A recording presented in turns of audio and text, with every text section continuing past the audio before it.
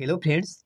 साथी जितने भी हमारे आप किसी भी कंपटीशन एग्जाम की अगर तैयारी करते हैं, बिहार शिक्षक भर्ती, बिहार पुलिस और बिहार 10+2 एग्जाम की अगर आप तैयारी कर रहे हैं, इंटर जो है कि लेवल का जो वैकेंसी निकला है, और किसी भी एग्जाम में अगर आपके पास अगर सिलेबस में जीके जीएस करंट अफेयर्स का क्वेश्चन है, तो उसमें से जो है कि इतिहास से भी क्वेश्चन आपको पूछे जाते हैं। और इतिहास में काफ़ी ऐसे वन लाइनर क्वेश्चन में से एक ऐसे कम से कम 4 से 5 नंबर के पूछ देते हैं, जो सिंधु घाटी सभ्यता के स्थलों की स्थिति के बारे में, हम उन्हीं बारे में आज इस वीडियो में बात करने वाले हैं। और आप ध्यान से इस वीडियो को देखिएगा। एक क्वेश्चन में मान के चलिए कि आपको 10 क्वेश्चनों का जो है कि कॉम्बिनेशन है, और उससे रिलेटेड जो भी आपको फैक्ट है, हम सभी के बारे में आज बात करने वाले हैं। चलिए हम वीडियो को शुरू करते हैं। यहाँ पे प्लीज आपसे रिक्वेस्ट, वीडियो लास्ट तक जरूर देखिए। देखिए, सिंधु घाटी सभ्यता के स्थलों की स्थिति के बारे में बात कर लेते हैं। तो सबसे पहले आप हड़प्पा स्थल का नाम जरूर सुने होंगे।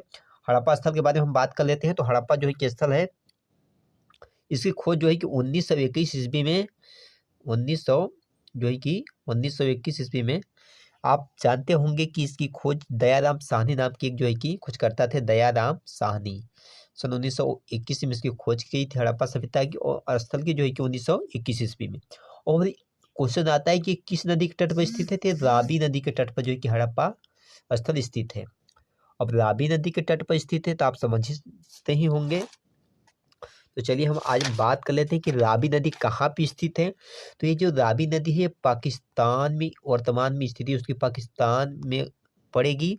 और जो है कि उसका प्रांत की हम बात कर लेते हैं, तो मांटगोमरी पंजाब, मांटगोमरी पंजाब जो कि वर्तमान में पाकिस्तान में मिलेगा, मांटगोमरी जो है कि पंजाब। तो इस क्वेश्चन का यही विश्लेषण हो गया। आप समझ सकते हैं कि जो है कि काफी एक क्वेश्चन में अनेक क्वेश्चनों का डिस्कशन हो जाएगा। तो आप आराम से समझ सकते हैं कि हड़प्पा स्थल की खोज सन 1921 में दयाराम साहनी ने किया था। हड़प्पा स्थल कहाँ है, तो पंजाब के मांटेगोमरी प्रांत में है, और जो कि वर्तमान में पाकिस्तान में पड़ता है। तो चलिए अब बात कर लेते हैं। फर्स्ट क्वेश्चन हो गया। सेकंड देखिए, मोहनजोदड़ो जो है, मोहनजोदड़ो का आप नाम सुने होंगे। इसकी जो खोज किए थे सन 1922 ईस्वी में, सन 1922 ईस्वी में राखाल दास बनर्जी का नाम सुने होंगे आप लोग। राखाल दास बनर्जी जी, राखाल दास बनर्जी ने इसकी खोज किया था। और इस स्थल के बारे में हम बात कर लेते हैं। तो जो है कि ये कहाँ पे स्थित है, तो ये मोहनजोदड़ो जो स्थल है वो लरकाना सिंध है, सिंध में पड़ता है। लरकाना जिला मान लीजिए, सिंध यानी कि पंजाब के आसपास ही जो इसकी बात हो रही है। लरकाना जिला, कौन सा जिला, लरकाना जिला। और इसकी वर्तमान में स्थिति इसकी भी जो है कि पाकिस्तान है। वर्तमान में कहाँ पे इसकी स्थिति है, तो वहाँ पे जो है कि पाकिस्तान में जो है वर्तमान में स्थिति है। तो समझ सकते हैं कि मोहनजोदड़ो जो है सिंधु नदी के तट पर स्थित है। इसकी खोज जो है कि 1922 ईस्वी में राखाल दास बनर्जी ने किया था, और जो स्थिति थी उसकी उस समय लरकाना सिंध प्रांत में पड़ता था, और जो कि वर्तमान में पाकिस्तान में थी। ये क्वेश्चन भी आपको समझ में आ गया होगा। तो चलिए हम नेक्स्ट क्वेश्चन पे चलेंगे। नेक्स्ट देख लीजिए। नेक्स्ट स्थल है आपका सूतकंगडोद, नाम सुने होंगे। सूतकंगडोद जो है कि दास नदी पे पड़ता है। कहाँ पे पड़ता है, सूतकंगडोद जो है कि दास नदी पे पड़ता है। तो इससे रिलेटेड कोई खास क्वेश्चन नहीं आता है एग्जाम में, बस इतना ही आप स्थल के बारे में याद रखिए कि ये स्थल कहाँ पे है। तो ये जो है कि दास नदी पे है। इसकी भी वर्तमान में स्थिति पाकिस्तान में पड़ता है, और जो है कि ये बलूचिस्तान प्रांत में, कहा था, बलूचिस्तान प्रांत में, बलूचिस्तान। तो मेरे साथी, अगर आप कोई भी कंपटीशन एग्जाम करते हैं उसमें हिस्ट्री से रिलेटेड जरूर जीएस में क्वेश्चन पूछेगा, जीके जीएस में। और वहाँ से जो है कि आपके लिए बहुत ही काफ़ी इंपॉर्टेंट पॉइंट है, तो आप लोग इसे बिल्कुल अच्छे से देखें और इसके बारे में विश्लेषण करें ध्यानपूर्वक, ताकि ये आपको हमेशा जो है कि लाने। हम कलर थोड़ा सा चेंज कर लें। चलिए देखिए, अगला स्थल है चन्हू-दड़ो। अगला स्थल है चन्हू-दड़ो, जो कि सिंधु नदी के तट पर स्थित है। कहाँ स्थित है, चन्हू-दड़ो सिंधु नदी के तट पर स्थित है। देखिए, चन्हू-दड़ो से जो भी क्वेश्चन हम आएंगे यहाँ पर डिस्कशन करेंगे। तो चन्हू-दड़ो से जो है, चन्हू-दड़ो से क्वेश्चन बहुत बार रिपीट होता है कि हड़प्पा कालीन वह एकमात्र कौन सा ऐसा शहर था जिसमें नगर दुर्ग का अभाव था। इस स्थल में जो है कि नगर दुर्ग का जो है कि अभाव था, नगर दुर्ग का अभाव था। और एक क्वेश्चन और इससे बनता है चन्हू-दड़ो से कि कहाँ पे मनके बनाने का कारखाना, यहाँ पे क्या हुआ था, सॉरी, मनके बनाने का कारखाना है। चन्हू में क्या था, मनके बनाने का कारखाना। मनके पूछ देगा किस स्थल से मनके बनाने के कारखानों का साक्ष्य मिला है, तो स्थल हो जाएगा आपका चन्हू। मनके बनाने के कारखाना हो गया।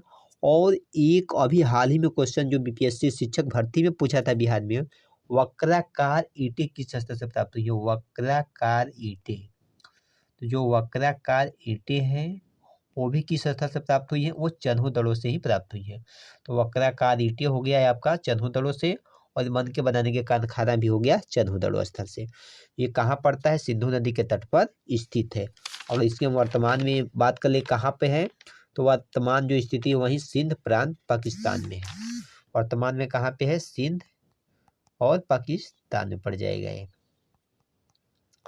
तो आशा करते हैं कि इससे लेटेस्ट क्वेश्चन भी आप आसानी से बता लेंगे। चलिए हम नेक्स्ट स्थल की बात कर लेते हैं। काफ़ी इंपॉर्टेंट स्थल जिसकी बार बार बात होती है वो है कालीबंगा। कालीबंगा का सबसे पहले अर्थ हम जान लेते हैं कि कालीबंगा का अर्थ होता है काले रंग की चूड़ियाँ। कालीबंगा का जो अर्थ होता है काले रंग की चूड़ियाँ कहा जाता है। और इस स्थल की बात हम मित्र कर लेते हैं तो ये घग्गर नदी के तट पर स्थित है। कहाँ पे स्थित है, घग्गर नदी के तट पे स्थित है। और जो एक कालीबंगा स्थल है इसकी जो स्थिति थी हनुमानगढ़ राजस्थान में। कहाँ था, हनुमानगढ़ राजस्थान। हनुमानगढ़ है राजस्थान में। वर्तमान में अगर हम इसकी बात कर लेते हैं कहाँ पे है, तो जो वर्तमान में इसकी स्थिति है वो भारत देश में है। हमारे भारत देश में इसकी जो है कि वर्तमान में स्थिति है इसकी, तो कालीबंगा की। कालीबंगा से रिलेटेड काफ़ी क्वेश्चन आते हैं। देखिए कालीबंगा में कौन कौन सी चीज़ें पाई जाती है, तो कालीबंगा में जो है कि तांबे की खोपड़ी मिली है। और कालीबंगा से जो है कि ऐसे अनेक जो है कि साक्ष्य मिले हैं जिसके बारे में हम आपसे बात बता रहे हैं। देखिए ध्यान से सुनिए, कालीबंगा से जो है कि सजावटी ईंटें मिली थी, और जो है कि कालीबंगा से सजावटी ईंटें मिली थी। और सबसे इम्पोर्टेंट जो है कि कालीबंगा से जोता हुआ खेत के साक्ष्य भी मिला था। तो यहाँ से मिला था सजावटी ईंटें, सजावटी ईंटें हो गई, और जोते हुए खेत। और क्या हो गया, जोते हुए खेत। जोते हुए खेत, जोते हुए खेत किससे मिले थे, तो जो है कि कालीबंगा से। और सजावटी ईंटें। तो ये क्वेश्चन आप लोग काफ़ी मन से और अच्छे लगन से जो है कि इसको ध्यान से सुनिएगा और इसको याद कर लीजिएगा और कहीं पे नोट कर लीजिएगा। चलिए हम नेक्स्ट क्वेश्चन, नेक्स्ट जो स्थल है इसमें वो है रंगपुर स्थल। रंगपुर स्थल जो है कि मादर नदी के तट पे स्थित है। कहाँ पे स्थित है, रंगपुर स्थल जो है कि मादर नदी के तट पे स्थित है। तो प्रिय मित्र जो है कि देखिए रंगपुर से किस चीज़ की हमें जो है कि उसमें खोज मिली है, तो रंगपुर से जो है कि जो रंगपुर से है चावल की खेती के प्रमाण मिले हैं। क्या मिले हैं, चावल की खेती के प्रमाण। चावल की खेती के प्रमाण जो है कि कहाँ से मिले हैं, वो रंगपुर स्थल से मिले हैं, और लोथल से भी मिले हैं। देखिए इसमें चावल की खेती का जो प्रमाण है लोथल और रंगपुर से मिले हैं।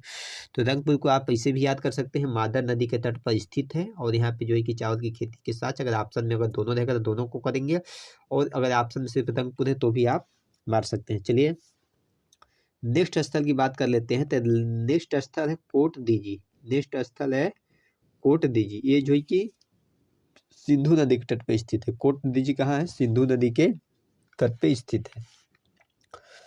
आप कोट दीजी के बारे में भी जानते होंगे। कोट दीजी से भी बहुत सारी ऐसी वस्तुएं जो है कि प्राप्त हुई हैं जो कि उन सभ्यताओं के बारे में हमें जानने में काफ़ी जो है कि सहायक होती है।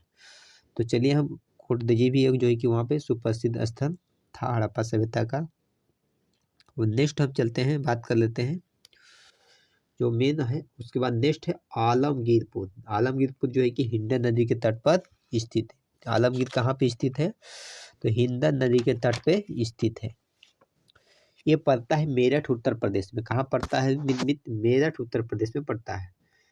मेरठ यूपी में जो है कि ये पड़ता है आलमगीरपुर। और जो वर्तमान में स्थिति इसकी है, आप समझ सकते हैं मेरठ कहाँ है, हमारे यूपी यानी कि भारत में पड़ेगा। तो वर्तमान में स्थिति भारत में है, अपने ही देश का है यह स्थान। और लोथल जो है कि भोगवा नदी के तट पर स्थित है। लोथल कहाँ पे स्थित है? भोगवा नदी के तट पर स्थित है, जो कि अहमदाबाद काठियावाड़ में स्थित है।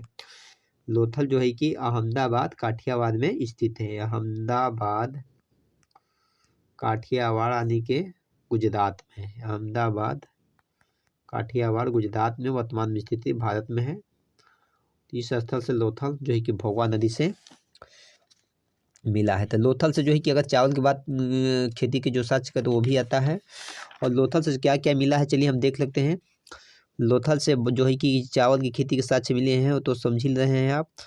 उसके बाद लोथल जो स्थल था, यहाँ पर जो है कि गलियाँ दरवाजे, जो वहाँ पर दरवाजे थे बगल की गलियों में न खुल करके सामने की सड़कों पर खुलते थे। लोथल नगर में जो है कि दरवाजे बगल की गलियों में न खुल करके सामने की सड़कों पर खुलते थे। तो इसके लिए प्रसिद्ध स्थल था। इसमें भी जो भी कि आप इस चीज़ को भी याद रखिएगा।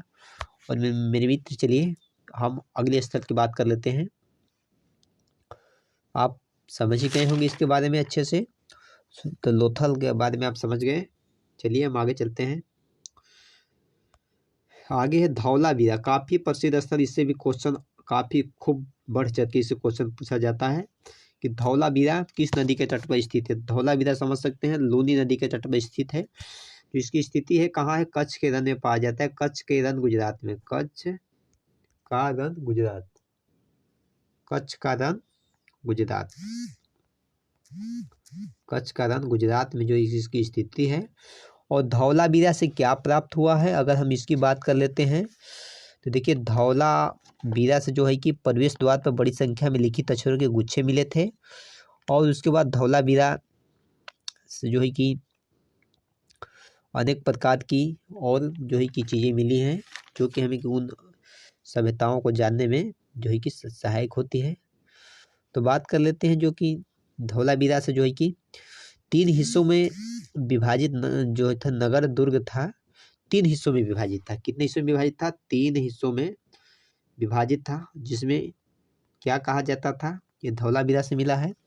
इसे कहा जाता था नगर दुर्ग। क्या कहा जाता था? नगर दुर्ग, मध्य नगर और निचला नगर। यानी कि ऊपर वाले को नगर दुर्ग बोलते थे, उसके बाद मध्य नगर, उसके बाद निचला नगर।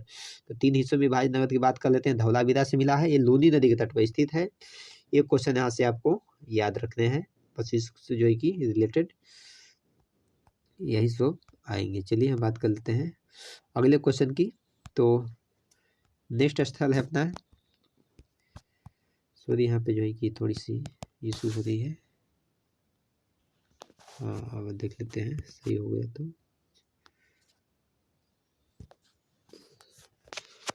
सॉरी थोड़ी सी इशू आ रहा है, चलिए देख लेते हैं। सही हो चुका है और यहाँ से हम देख लेते हैं। माफी चाहेंगे दोस्त, सॉरी।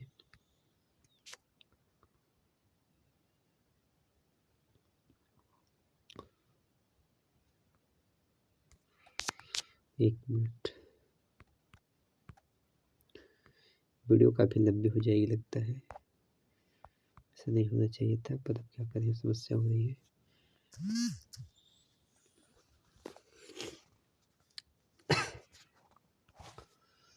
तो मेरे मित्र कहाँ पहुँचे थे?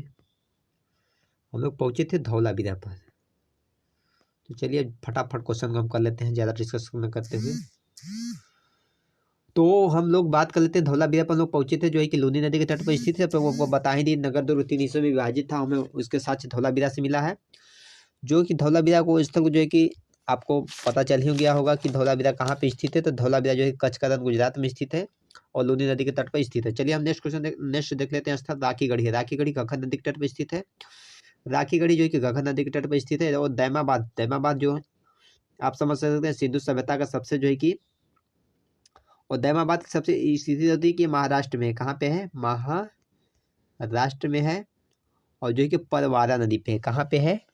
परवारा नदी पे है। और अहमदनगर महाराष्ट्र में इसकी स्थिति है। परवारा नदी पे है दैमाबाद है। तो इससे भी जो है कि स्थल से काफ़ी आते हैं। जो हम अभी इसके नेक्स्ट वीडियो में हम आपको अच्छे से बता देंगे किस स्थल से क्या संबंध था, किस चीज़ का था। फिर भी इसमें हम जो है कि आपको कुछ न कुछ जो है कि डिस्कशन कर दे रहे हैं ताकि आसानी रहेगी। नेक्स्ट स्थल देखिए बनवाली। बनवाली जो है कि कहाँ पे स्थित है? बनवाली जो है कि सरस्वती नदी के तट पर स्थित है। और जो बनवाली है वो हिसार हरियाणा का हिस्सा है। बनवाली कहाँ कहाँ? हरियाणा हिसार का हिस्सा है। और आप देख ही सकते हैं जो वर्तमान में भारत में सूर्यकोटदा। सूर्यकोटदा से देखिए काफी फेमस स्थल है सूर्यकोटदा भी, जो है कि साबरमती व भोगवा नदी पर स्थित है। और सूर्यकोटदा से काफी जो है कि इंपॉर्टेंट चीजें मिली थी, तो हम बात कर लेते हैं। सूर्यकोटदा से जो है कि घोड़े की हड्डी मिली थी। क्या मिली थी? सूर्यकोटदा से निर्मित जो है कि घोड़े की हड्डी मिली थी। घोड़े की हड्डी के साक्ष्य जो है कि इसी स्थल से मिले थे। सूर्यकोटदा से जो है कि यह स्थल कहाँ है? साबरमती व भोगवा नदी के तट पर स्थित है। नेक्स्ट स्थल है रोपड़। नेक्स्ट स्थल है रोपड़ जो है कि सतलज नदी के तट पर स्थित है। कहाँ स्थित है? तो ये जो है कि सतलज नदी के तट पर स्थित है। और रोपड़ जो है कि सतलज नदी के तट पर स्थित है। और रोपड़ से काफ़ी अच्छी जो है कि चीज़ें मिली थी, उसके बारे में भी हम बात कर लेंगे नेक्स्ट वीडियो में। हो सकता है तो अगर इसमें कुछ होगा तब उसको भी आपको बता देते हैं। पर रोपड़ से देखिए ताम्र कुल्हाड़ी यानी तांबे की कुल्हाड़ी मिली थी। रोपड़ से तांबे की कुल्हाड़ी मिली थी। तांबे की कुल्हाड़ी, तांबे की जो कुल्हाड़ी मिली थी रोपड़ नामक स्थल से मिली थी। और बात कर लेते हैं कि रोपड़ स्थल कहाँ पे स्थित है। तो रोपड़ स्थल पंजाब में है। कहाँ पे है? पंजाब, यानी वर्तमान में भी स्थित है, भारत में है। तो ये क्वेश्चन हो गया। उसके बाद नेक्स्ट क्वेश्चन है देसलपुर। देसलपुर घोड़ नदी के तट पर स्थित है। और इससे कोई खास जो है कि रिलेटेड नहीं है, बस आप इतना नहीं कि देसलपुर जो है कि घोड़ नदी के तट पर स्थित है। तो मित्रों आपको हम काफ़ी अच्छे से जो है कि कोशिश किए हैं कि डिस्कशन अपने इस एक वीडियो में पूरे जो है कि सिंधु सभ्यता के स्थलों को एकदम काफ़ी अच्छे से जो है कि हमने लेने का प्रयास किया। एक बार फिर से रिवाइज के तौर पर आपको बता देते हैं, जल्दी जल्दी में देख लीजिए। तो हड़प्पा हो गया रावी नदी के तट पर, मोहनजोदड़ो सिंधु नदी के तट पर, सूतकांगेडोर जो है कि दास नदी के तट पर, चंदौड़ सिंधु नदी के तट पर, कालीबंगा गंगा नदी के तट पर जो है कि दगपुर जो है कि माता नदी के तट पर, कोट देजी सिंधु नदी के तट पर है, आलमगीरपुर हिंडा नदी के तट पर है, और लोथल भगवान नदी के तट पर है, धौलावीरा लोनी नदी के तट पर है, राखीगढ़ी घग्घर नदी के तट पर स्थित, दैमाबाद परवारा नदी के तट पर स्थित, बनवारी सरस्वती नदी के तट पर, सुरकोटदा साबरमती व भगवा नदी, रोपड़ सतलज नदी है, और देसलपुर घोड़ नदी। तो मित्रों यदि आप इस हमारे चैनल पर नए हो तो प्लीज़ नीचे लाल कलर वाला सब्सक्राइब बटन दबा करके शेखर गुरुजी स्टडी चैनल को सब्सक्राइब कर लीजिए। हम आपको शिक्षक भर्ती से संबंधित, बिहार पुलिस भर्ती से संबंधित, यानी जो भी वनडे एग्जाम है, जो भी कॉम्पिटेटिव एग्जाम है जिसमें जो है कि जीके जीएस से आता है, उससे रिलेटेड हम वीडियो जो है कि अपने इस चैनल पे प्रोवाइड कराते रहेंगे। और आपको एग्जाम तक काफ़ी जितना हो सकता है हमारे तरफ से पूरी सहायता हम करते रहेंगे। और हमारे चैनल पर कोई भी जो भी जानकारी होती है ऑथेंटिक होती है, जो भी वीडियो होती है ऑथेंटिक होती है। थोड़ा सा आप धैर्यपूर्वक और दृढ़ता से पूरी वीडियो देखने के बाद ही कमेंट बॉक्स में जो भी आपको कमी या जो भी कुछ आप शिकवा रहता है उसको आप ज़रूर बताएं। इससे हमें मोटिवेशन मिलता है ताकि इस नए वीडियो में आपके लिए और अच्छा जो है कि कर सकें, ताकि आपकी तैयारी बेहतर सके। तो मित्र वीडियो को ज़्यादा लंबी नहीं करते हुए वहीं पे आपसे विदा लेते हैं। तो मिलेंगे आपसे फिर से नेक्स्ट वीडियो में, तब तक के लिए नमस्कार, जय Hind, best of luck, thank you.